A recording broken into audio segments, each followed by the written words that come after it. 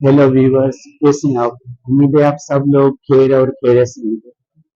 मेरा नाम है डॉक्टर विजय कुमार एस सचदे और मेरे यूट्यूब चैनल का नाम है expert of disease adult treatment है। सबसे पहले तो मेरी आपसे रिक्वेस्ट है कि आप मेरे यूट्यूब चैनल को ज्यादा से ज्यादा सब्सक्राइब करें, व्यूज दें, लाइक करें, शेयर करें और कमेंट्स दें। तो आज का मेरा जो टॉपिक है वो रिलीजन पॉइंट ऑफ व्यू से है और इसका मेडिकल साइंस से कोई भी रिलेशन नहीं है। और ये टॉपिक जो है सनातन धर्म जो ज्यादा मानते हैं और जो उसको सनातन धर्म को ज्यादा लाइक करते हैं उनके लिए बहुत कारआमद होगा और फायदेमंद होगा। तो आते हैं हम टॉपिक की तरफ से। तो ये टॉपिक स्टार्ट होता है सत्ययुग से। और आपको मालूम है कि हमारे जो हिंदू धर्म में वो 4 युग है। सबसे पहले सत्ययुग, फिर त्रेता युग, फिर द्वापर युग और फिर कल युग जो आजकल चल रहा है। तो ये टॉपिक जो स्टार्ट होता है वो सत्ययुग से होता है और इसका जो अख्ताम होता है वो त्रेता युग में होता है। सत्ययुग में ये होता है कि एक मर्तबा नारद मुनि जो कि बेटा था ब्रह्मा का, ब्रह्मा देवता का बेटा था, उसका नाम था नारद मुनि। उसका जो है मूड हुआ कि मैं जो है तपस्या करूं। तो उसने जो है गुफा ऐसी चॉइस की जिसमें मना उस गुफा को ये वरदान मिला था या कि यानी कि उसको ये ताकत थी, हासिल थी कि उस गुफा में जो है कोई भी यानी कि असर किसी का भी नहीं होगा, खासतौर पे कामदेव का। कामदेव वो है जो आपकी यानी कि मन को भटकाता है और आपको जो है सेक्स की तरफ या गलत राहों पे ले जाने के लिए वो आपको जो है भड़काता है, यानी कि आपको काम जो है ना उसमें जो मुब्तला करता है। और उसके बाद बेशुमार जो है तरीके जो आपको यानी कि आपकी तपस्या को, आपके धर्म को जो है बख्श कर सके। तो कामदेव को ये जो है एक शराप मिला था शिव शंकर की तरफ से कि आप कहीं पे भी आप जाओ आप कामयाब हो जाओगे, मगर इस गुफा में आपका जो है असर नहीं चलेगा। तो उसी गुफा में जो है नारद मुनि गया और वहां पे बैठ के उसने आसन लगाया और उसने आंखें बंद कर दी और उसने जो है ना शिव शंकर या विष्णु भगवान की जो है पूजा करना शुरू कर दी और वो अपनी जो है पूजा में मगन हो गया। उसका सारा जो ध्यान था वो तपस्या की तरफ था। इस बीच में इंद्र देवता जो है ना इंद्र लोक में जो है ना राज करता है, उसको गुमान हुआ या उसको वहम हो गया या उसको परेशानी हो गई कि अगर कल कला नारद मुनि जो है वो इस तपस्या में कामयाब हो जाएगा तो वो जरूर जो है ना इंद्र लोक आसन जो है मुझसे छीन लेगा। तो उसने इंद्र ने क्या किया कि कामदेव को याद किया।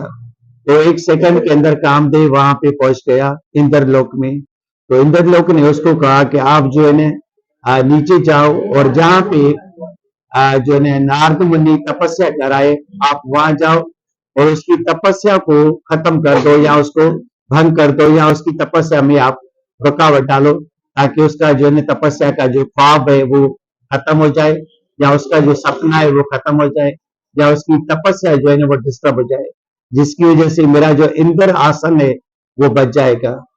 तो कामदेव अपने जो है ना मुख्तलिफ तरीकों के साथ और हथियारों के साथ उस गुफा में चला गया, मगर उसने बेपनाह कोशिश की, बेपनाह कोशिश की कि किसी भी तरीके से नारद मुनि का जो तपस्या है वो भंग हो जाए या वो डिस्टर्ब हो जाए और उस वो आंखें खोल दे और उसका जो ध्यान है जो भगवान की तरफ है वो उसका जो ध्यान टूट जाए।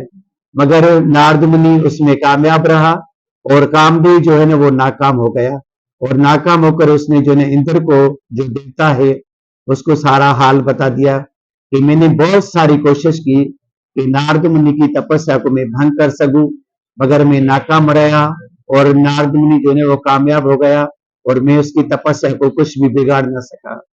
तो उसके बाद कामदेव जो है वो चला गया। तो नारद मुनि ने जैसे ही अपनी तपस्या पूरी की तो उसके बाद उसको जो है ना एक तकबर और गुरूर पैदा हो गया कि मुझे जो है कामदेव भी जीत नहीं सका, तो अब मैं जो है दुनिया में बहुत ज्यादा सुपीरियर हूँ और मुझे मैं इतनी शक्ति और ताकत है कि मैं कामदेव को भी जीत सकता हूँ। और उसको अंदर में एक गुरु पैदा हो गया। और आप सब लोग जानते हैं कि शिव शंकर विष्णु भगवान और ब्रह्मा देवता को, यानी कि ये तीनों है, और उनको हम इकट्ठे जो है ओम कहते हैं। यानी पैदा करने वाला, और दूसरा होता है पालने वाला, और दूसरा होता है श्रृंगार करने वाला, मतलब मौत देने वाला। ये तीन होते हैं इसको, तो इनका नाम है ब्रह्मा, विष्णु और महेश्वर। ये तीन नाम है, और इसका ये शॉर्ट फॉर्म है, वो है ओम। तो नारद मुनि को ये वहम हो गया कि मैं अब इतना दुनिया में जो है श्रीशट हूं, या बलवान हूं, या ताकतवर हूं, कि मैं कामदेव को भी जीत सकता हूं। तो वो सबसे पहले गया शिव शंकर के पास कैलाश पर्वत पे, और खुशी में उसको सब कुछ बता दिया कि आज मेरे पास कामदेव आया था, और मैं तपस्या कर रहा था, मगर कामदेव मेरा कुछ भी बिगाड़ नहीं सका, और वो नाकाम होकर लौट गया, और मैं जो है ना जीत गया कामदेव से। शिव शंकर ने उसको सुकून से सुना, और उसके बाद एक हिदायत की कि ठीक है, आप जो है ना नारद मुनि, आप वाकई महान हो, और आप जीत गए कामदेव से, मगर ये बात कभी भी जो है विष्णु भगवान से और ब्रह्मा देवता से कभी भी मत करना। मगर उसके बाद शंकर ने उसको आज्ञा दी कि आप जा सकते हो। उसके बाद नारद मुनि, उसको जो ये खुशी जो है छिपाई नहीं छिप रही थी, तो उसके बाद वो ब्रह्मा देवता के पास गया, और ब्रह्मा देवता एक्चुअली नारद मुनि का बाप भी है। तो जैसे ही उसने सब कुछ उसको बता दिया, तो ब्रह्मा ने उसको कहा कि ठीक है बेटा, आपने अच्छा काम किया, और कामदेव पे आपने जीत हासिल की, मगर मेरी फिर भी आपसे रिक्वेस्ट है कि आप ये बात विष्णु भगवान को मत बताना, और ये बात दिल में रखना।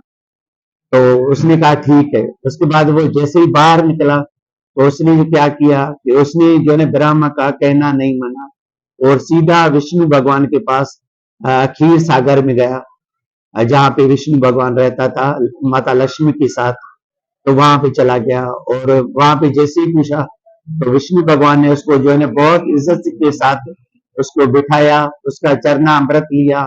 उसके बाद उससे पूछा कि ये जो है ना नारद मुनि, कैसे आपका आना हुआ। तो उसने उसको बता दिया कि मैं इस वजह से आपके पास आया हूँ कि मैंने जो है ना कामदेव पे जीत हासिल कर दी है, अब मुझे कोई भी दुनिया में हिरा नहीं सकता, और मैं सबसे शक्तिशाली एक, इस वजह से मैंने आपको बताने के लिए आपके पास आया हूँ। तो जैसे ही विष्णु भगवान ने उसको सुना, तो उसको जो है सुनने के बाद तो उसको शाबाश दी, और उससे कहा कि ये बात जो है ना आप किसी को भी मत बताना, खास तौर पे ब्रह्मा को और शिव शंकर को मत बताना। और उसके बाद उसको इजाजत दे दी कि आप जा सकते हो। और उसके बाद जैसे ही जो है ना नारद मुनि वापस आया, तो वो जैसे ही वापस आया, तो विष्णु भगवान ने दिल में सोचा कि इसको जो है ना बहुत ज्यादा जो है ना गुरूर हो गया है, और तकबर हो गया है, और मेरे जो भी शिष्य है, या मेरे जो भी सेवक है, या मेरे जो भी चाहने वाले हैं, जो या मेरी जो भी तपस्या मेरी करते हैं, उनको तकबर और गुरूर अच्छा नहीं लगता। तो तकबर और गुरूर को तोड़ने के लिए विष्णु भगवान ने क्या किया कि एक आर्टिफिशियल, जो मसनू एक जो है ना शहर बसाया, और उसने मसनूई शहर में उसने क्या किया कि एक सारा जो है ना समा पैदा किया। उसमें जनता भी थी, बादशाह भी था, राजकुमारी भी थी, और ये सारा कुछ कर दिया। उसके बाद जो है ना जैसे ही नारद मुनि उस शहर में पहुंचा, तो उसने देखा कि एक बहुत बड़ा जो है ना अजीब गरीब और सुंदर एक शहर है। उसमें एक बादशाह है, और उसकी जो है ना राजकुमारी है, और दूसरी प्रजा है, और वो सारे जो है ना खुशी में मगन है, और एक बहुत ही सुंदर जो है ना शहर बसा हुआ है। तो वो जैसे ही अंदर शहर में दाखिल हुआ, तो वो सीधा जो है ना बादशाह के महल में पहुंचा। तो बादशाह ने जैसे ही सुना कि नारद मुनि मेरे पास आया है, तो उसने जो है ना नारद मुनि को इज्जत के साथ अपने जो है ना सिंहासन पे बिठाया, और उसका चरना अमृत लिया। उसके बाद उसने पूछा कि आपको यहाँ कैसे आना हुआ। तो उसने कहा कि मैं जो है यहाँ से गुजर रहा था, तो मैंने एक सुंदर शहर देखा, तो इस वजह से आपके पास आया हूँ। तो बादशाह ने कहा कि अगर आप आ ही गए हो, तो जो है विधि के अनुसार उसकी जो है पूजा की, उसका चरना अमृत लिया। उसके बाद बादशाह ने अपनी राजकुमारी को नारद मुनि के पास बुलाया, और नारद मुनि को रिक्वेस्ट की, अर्ज किया कि आप मेरी जो है बेटी की हाथों की लकीरों को देखें और बताएं कि इसको वर कैसा मिलेगा। तो नारद मुनि जब उसने जो है उसकी बेटी को देखा, जो बिल्कुल जो है मोहनी रूप थी और इतनी सुंदर थी कि जिंदगी में नारद मुनि ने ऐसी सुंदर कन्या कभी भी नहीं देखी थी। तो उसके दिल में ये अचानक ये जो है विष्णु भगवान की महिमा की वजह से उसके दिल में ये ख्याल है कि काश ये राजकुमारी जो है मेरी बीवी बन जाए और स्वयंवर में जो है ना ये वरमाला जो है मेरे गले में पहनाए तो बहुत ही अच्छा होगा और मेरा घर भी बच जाएगा। जबकि विष्णु भगवान की ये सोच थी कि एक तो मुझे जो है नारद मुनि का तकबर और गुरु तोड़ना है और दूसरा नारद मुनि कभी भी जिंदगी में शादी ना करे, वो हमेशा कुंवारा रहे और कुंवारा रह के मेरी जो है तपस्या और पूजा करता रहे और हर वक्त मेरा नाम लेता रहे, नारायण नारायण नारायण, ये यानी कि वीणा बजाता रहे और मेरा नाम लेता रहे। तो जैसे ही जो है नारद मुनि ने उसकी हाथों की लकीरों को देखा तो उसने कहा, नारद मुनि ने कहा बादशाह को कि इस लड़की को जो है ये बहुत ही जो है गुणवान लड़की है और इसको जो है तमाम और बेहतरीन और सुंदर राजकुमार से शादी होगी और इसकी जो हाथों की लकीरें बता रही है कि ये बहुत ही अच्छे खानदान में जाएगी और इसको जो वर मिलेगा वो दुनिया का सबसे सुंदर तरीन वर होगा, यानी कि शोहर होगा।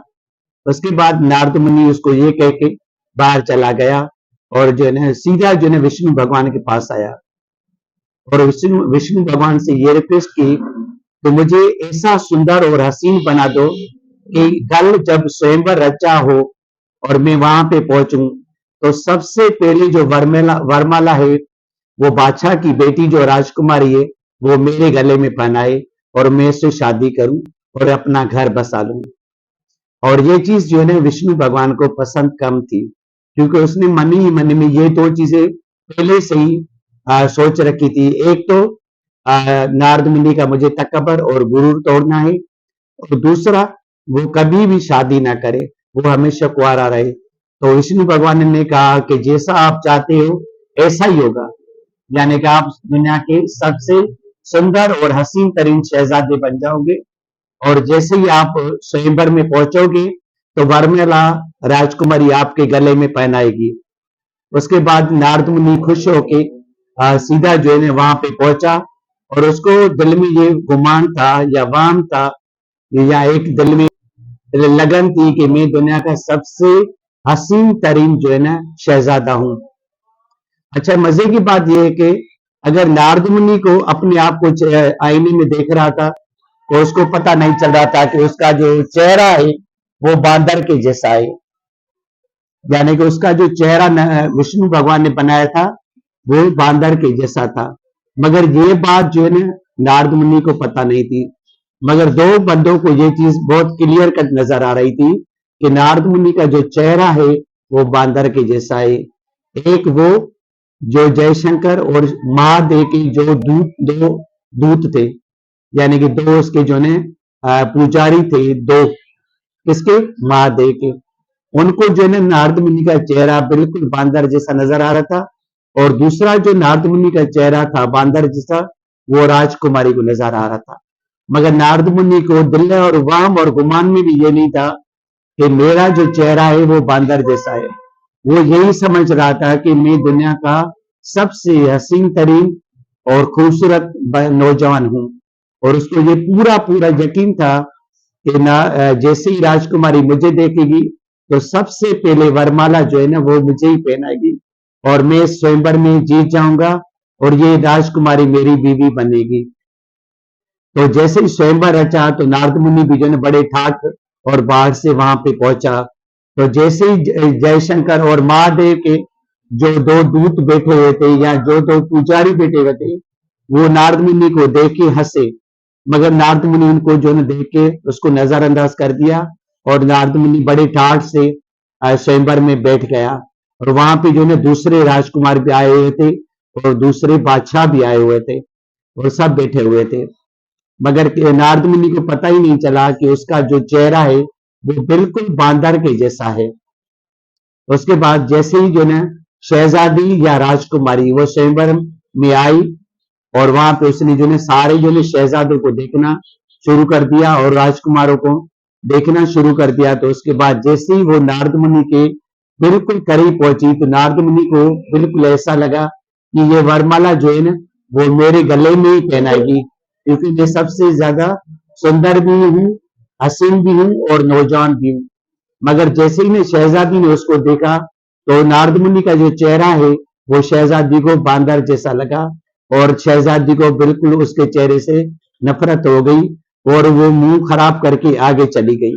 उसके बाद जो है विष्णु भगवान एक खूबसूरत शहजादी और राजकुमार राजकुमार के रूप में वहां पे पहुंचा। और जैसे ही शहजादी ने विष्णु भगवान को एक राजकुमार और शहजादी के रूप में देखा तो उसने जो है वरमाला उसको पहना दी।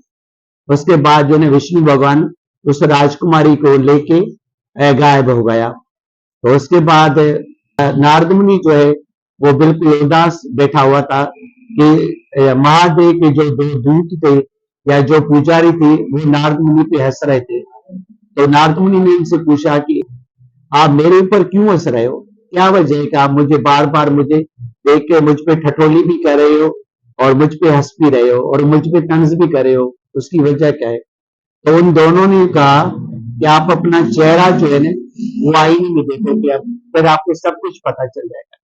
तो जैसे ही उन्होंने जो नारद मुनि ने अपना चेहरा आईने में देखा तो उसको वो एक बांदर नजर आया। उसका चेहरा बिल्कुल बांदर के जैसा था। तो नारद मुनि को सबसे ज्यादा क्रोध भी हुआ और दुख भी हुआ और वो एक बदले की आग में झुलस रहा था। और उसका उसका जो है सबसे जो है गुस्सा जो है दो आदमियों पे था। एक था महादेव के जो दो दूत थे या महादेव के जो दो पुजारी थे, एक तो उन पे गुस्सा आया और दूसरा गुस्सा आया विष्णु भगवान पे।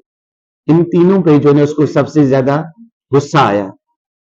तो सबसे पहले उसने गुस्सा निकाला महादेव के जो दो दूत थे या पुजारी थे, उनको कहा कि मैं आपको शराप देता हूं कि आप जो है त्रेता युग में आप जो है एक राक्षस के रूप में जन्म लोगे और आप जो है एक यानी कि बहुत ही यानी कि ताकतवर इंसान होगे और देवताओं को आप जो है अपने कब्जे में करोगे और आप जो है कभी भी पॉजिटिव कोई भी काम नहीं करेंगे, यानी कि आप राक्षस रहोगे और आपकी जो रहन कहन और जो आपका उठना बैठना होगा वो बिल्कुल राक्षसों जैसा होगा।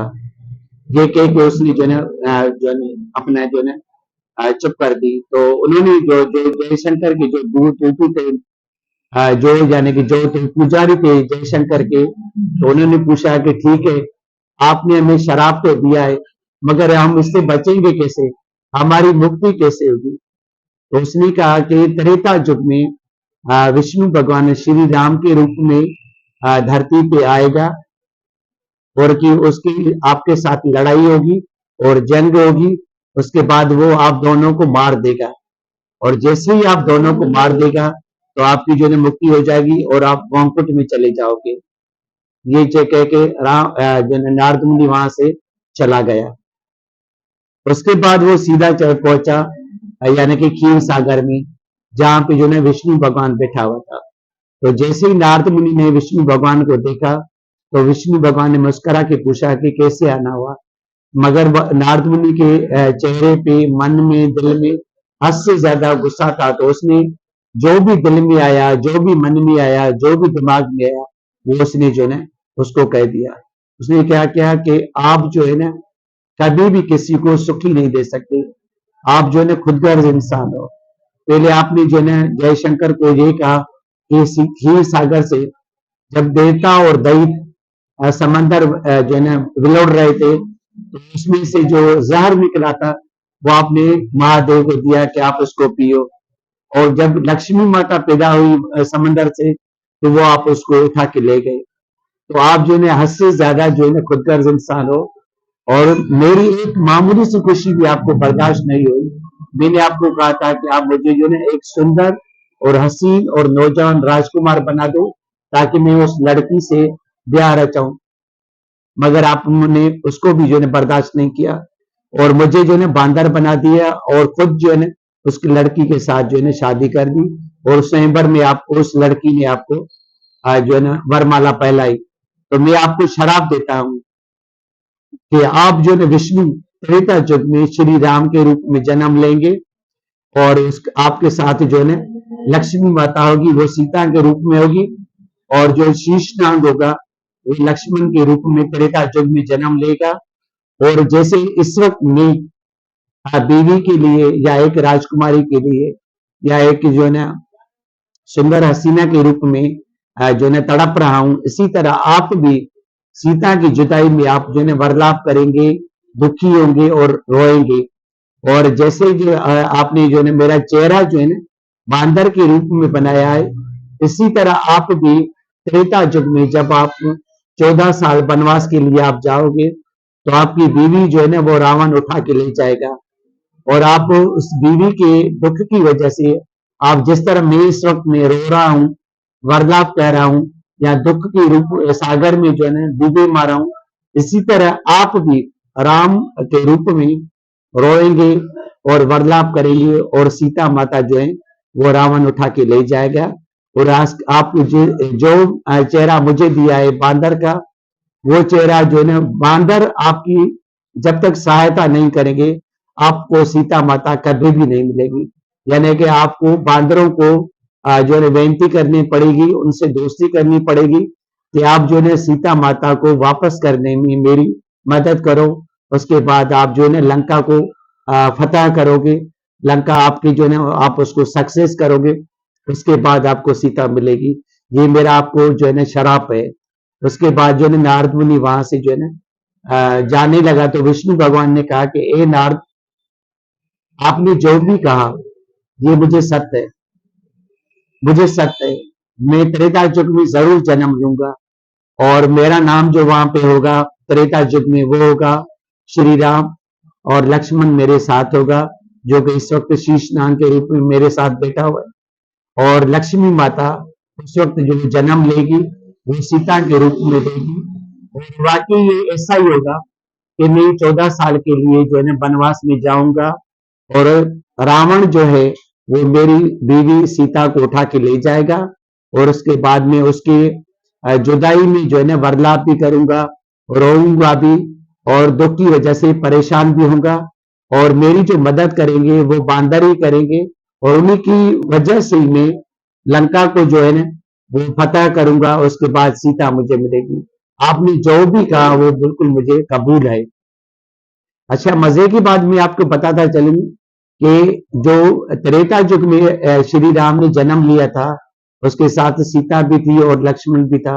ये इसकी एक कहानी नहीं है, 2-3 और भी कहानियां हैं, मगर इसमें से एक ये है, और दूसरी जो है ना दो और भी है, मगर वो मैं किसी और लेक्चर में आपको बताऊंगा।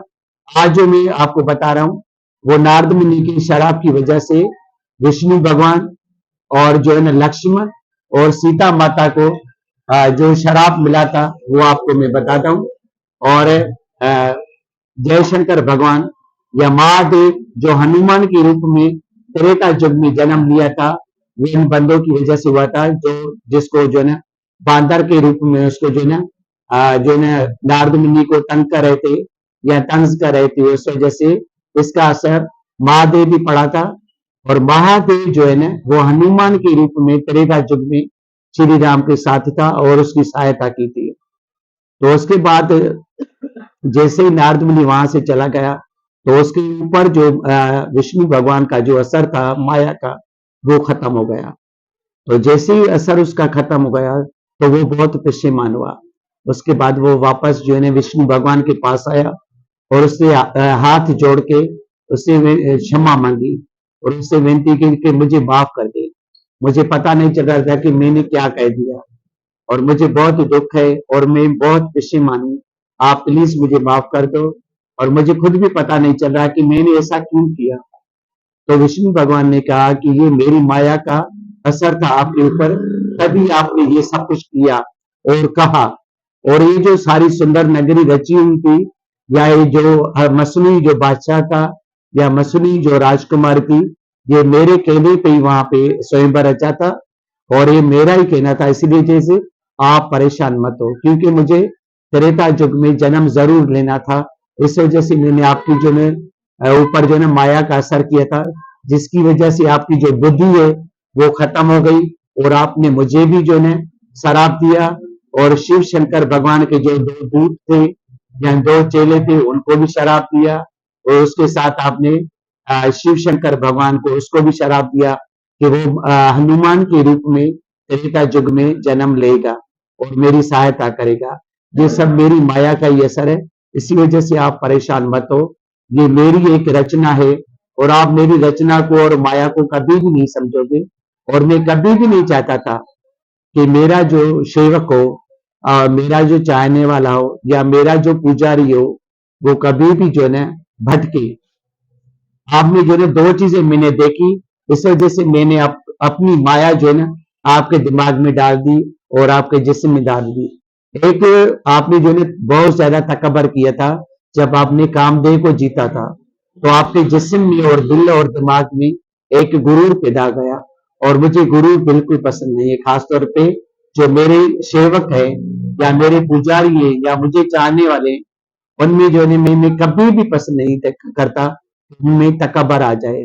तो मैंने आपका तकबर तोड़ने के लिए एक जो है ना आपके जिस्म में जो है ना ये चीज पैदा की कि आप मुझे जो है ना शराब दो। और दूसरा आपके जो है ना आपका बांदर का रूप दिया था, वो भी मेरे कहने पे हुआ था, क्योंकि मुझे जो है त्रेता युग में जन्म लेना था, और उसके लिए मुझे जो है दो एक राक्षस चाहिए थे, और वो चाहिए थे इतने ताकतवर हो जो जिनको सिर्फ मैं मार सकूं। और आपने शिव शंकर भगवान को या महादेव भगवान के जो दो दूत थे उनको आपने जो है शराब दिया है कि वो जो है राक्षस के रूप में त्रेता युग में जन्म ले। तो त्रेता युग में उनका जो जन्म होगा वो होगा आएगा, यानी कि एक रावण होगा और दूसरा कुंभकर्ण होगा, और वो इतने शक्तिशाली होंगे तो उनको मेरे बगैर कोई भी नहीं मार सकता। मैं ही उनको मारूंगा, और उसके बाद उनकी जो है मुक्ति हो जाएगी और वो वेंकट में चले जाएंगे। तो ये मेरे कहने पे हुआ है, इस वजह से आप परेशान मत हो। मेरे कहने का मतलब ये हो गया कि मैं आपको बताना चाहता था कि सतयुग और त्रेता युग, इन दोनों की कलेक्शन की एक हिस्ट्री थी। उसमें जो आखिर राम ने त्रेता युग में राम का अवतार क्यों लिया, और लक्ष्मी माता ने सीता का अवतार क्यों लिया, और लक्ष्मण ने वो जो है ना शीशनाग का जो नाम था उसका शीशनाग, वो लक्ष्मण का अवतार क्यों दिया, और शंख और जो है चक्रवीर, और जो है ये दोनों जो थे ये थे भरत और लक्ष्मण थे। और जो जयशंकर था वो त्रेता युग में हनुमान के रूप में उसने जन्म लिया था। और ये कहानी शुरू होती है कहां से? सबसे पहले ब्रह्मा पैदा हुआ। वो कहां से पैदा हुआ? वो विष्णु भगवान की नाभ से यानी कि पैदा हुआ, और नाभ से उसके कमल का एक गुल था वहां से पैदा हुआ। और ब्रह्मा को हुक्म दिया गया, किसने? शिव शंकर भगवान ने उसको हुक्म दिया कि आप जो है दुनिया को पैदा करो, दुनिया की उत्पत्ति करो, और दुनिया में माने के पैदा करो। उस वजह से दुनिया को पैदा करना शुरू कर दिया। और तो ब्रह्मा ने सबसे पहले पैदा किया पलस्तिया मणि। पलस्तिया मणि ब्रह्मा का बेटा था, वो पैदा हुआ। और पलस्तिया मणि के पेड़ से जो यानी कि जन्म हुआ, यानी कि उसकी बीवी से जो जन्म हुआ, वो हुआ विश्रवा मुनि का। और विश्रवा मुनि ने जो है ना रावण और कुंभकर्ण को पैदा किया, और उसके बाद जो है ना ये सिलसिला चलता रहा। और पहले ही मैंने आपको बता दिया है कि सारा कुछ मैंने बता दिया है त्रेता युग के हवाले से। रामायण में आपको मैं पहली भी कथा आपको बता चुका हूँ कि रामायण में जो है श्री राम कैसे जन्म हुआ उसका, और किस तरह उसको वनवास हुई, और किस तरह उसने जो है ना रावण को और कुंभकर्ण को जो है मारा। उसके बाद किस तरह उसने जो है लंका जीती, और उसके बाद उसने किस तरह जो है विभीषण को लंका का जो है तिलकराज लगाया। उसके बाद वो कैसे जो है सीता माता को लेके वापस जो है ना अयोध्या नगरी वापस आ गए। तो ये सारा सिलसिला जो है उसी से मुंसलिक है। कि आज का जो मेरा टॉपिक था वो कहने का मतलब ये है कि कैसे यानी कि राम ने, सीता ने, लक्ष्मण ने, शत्रुघ्न ने, भरत ने और हनुमान साई ने कैसे और किस तरह और क्यों त्रेता युग में जन्म लिया, और उसने क्या क्या रचना की, और किस तरीके से नारद मुनि का एक रोल था, यानी कि उसको शराब देने का। किसको? विष्णु भगवान को और जयशंकर के दो दूत को और जयशंकर को। तो ये सारा कुछ जो भी हुआ ये विष्णु भगवान की एक माया थी, जिसकी वजह से ये सब कुछ हुआ। वरना नारद मुनि को इतनी ताकत और इतनी उसकी हैसियत बिल्कुल नहीं है तो वो विष्णु भगवान को शराब दे सके। ये विष्णु भगवान की अपनी एक माया थी, जिसकी वजह से नारद मुनि ने उसको शराब दिया। और नारद मुनि को ये तकबर क्यों हुआ, उसकी भी एक वजह है, वो थी विष्णु भगवान की माया, जिसकी वजह से उसने जो है कामदेव को जीता था। अच्छा, कामदेव को जीतना इतना आसान नहीं है, मगर वो गुफा जो थी जिसमें उसने काम नारद मुनि ने जो तपस्या की थी, उसको एक शरफ हासिल था, यानी कि उसको एक शरफ यानी कि ताकत हासिल थी कि इस गुफा के अंदर कामदेव कभी भी किसी को भी असर नहीं करेगा, उसकी जो है माया असर नहीं करेगी। यानी कि कामदेव की उस गुफा के अंदर कोई भी माया असर नहीं करेगी, चाहे वो नारद मुनि हो या कोई और भी हो, क्योंकि ये गुफा को जो वरदान था ये महादेव भगवान का था कि तुम्हारा जो असर है इस गुफा में किसी भी बंदे पे या देवी पे, ये देवता पे असर नहीं होगा, जिसकी वजह से नारद मुनि ने कामदेव पे अपनी फतह हासिल की थी और कामदेव को जीता था। तो ये हो गया मेरा आज का टॉपिक, जिसमें मैंने आपको ये सारा कुछ बताया कि नारद मुनि जो है कैसे किस तरह कामदेव पे जीता, और नारद मुनि ने किस तरह जो है जयशंकर के दो दूत थे उनको शराब दिया, उसके बाद वो उसने विष्णु भगवान को शराब दिया, और किस तरह उसके बाद में उसने जो है क्षमा मांगी, और नारद मुनि कैसे और क्यों और किस तरह उसने जो है ना कामदेव पे गुफा में जीत हासिल की, उसका असल सबब क्या था, और शिव शंकर भगवान ने त्रेता युग में हनुमान साई के रूप में क्यों जन्म लिया और कैसे लिया, और उसके बाद भरत और लक्ष्मण जो हमेशा विष्णु भगवान के साथ रहते हैं शंख और चक्र के रूप में, और लक्ष्मण जो है वो शीशनाग के रूप में उसके साथ रहता है, और लक्ष्मी माता जो है सीता के रूप में त्रेता युग में उसने जन्म लिया था। तो ये सारा कुछ मैंने आपको बता दिया, और ये भी मैं आपको बताता चली कि ब्रह्मा ने पहले पहले सबसे पहले पलस्त्य मुनि को पैदा किया था, और पलस्त्य मुनि ने विश्ववा मुनि को पैदा किया था, और विश्ववा मुनि की जो है दो संतान थी, एक था रावण और दूसरा था कुंभकर्ण, जिनको जो विष्णु भगवान ने मारा था। उसके बाद उनकी मुक्ति हो गई थी, उसके बाद वो वेंकट चले गए थे। तो thanks for watching my movie, God bless you. ये हो गया मेरा आज का टॉपिक जो सनातन धर्म के हवाले से था। इसमें मैंने आपको जो है सतयुग का भी डिटेल से खुलासा दिया है, और त्रेता युग का भी डिटेल से आपको सारा कुछ बता दिया है। Thank you very much, God bless.